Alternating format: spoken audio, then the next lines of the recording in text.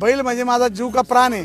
आम्ही एक टायमाला पहिलं आम्ही स्वतःला कमी खातो पण पहिलं त्याला जीव लावतो. बैल असं आहे इतकं नावलौकिक केलं माझं की आजपर्यंत त्यांनी 55 घाट लागोपाठ त्यांनी 1 नंबर मध्ये मारले. घाटाचा राजा झालेला आहे. बरेचशा मोटरसायकल त्यांनी घेतलेले आहेत. हा बारी जर कुठं पडली तर हा 2 दिवस खात नाही आणि वर गेल्यानंतर इतका त्रास देतो की खूप. मला कठीण टप्पा हा पहिल्यांदा कधी दाखवूनच नाही दिला. खरं सांगतो तुम्हाला. बाबड्या असू द्या, बंड्या असू द्या, रायफल असू द्या, ATM असू द्या, KTM असू द्या, त्यांनी कधीच आपल्याला कठीण टप्पा दाखवला नाही. अजूनपर्यंत नाही दाखवला. आम्ही काटा 12 जरी झाली तरी खूप उड्या मारून आनंद साजरा करतो आणि आतून सेकंड टाकला तरी आम्ही आनंद साजरा करतो. पहिली गोष्ट माझ्या बैलाला अजून गुढी सुद्धा आम्ही चाललेली नाही. मी गुढी सुद्धा चालत नाही. कसलीच गुढी चालत नाही.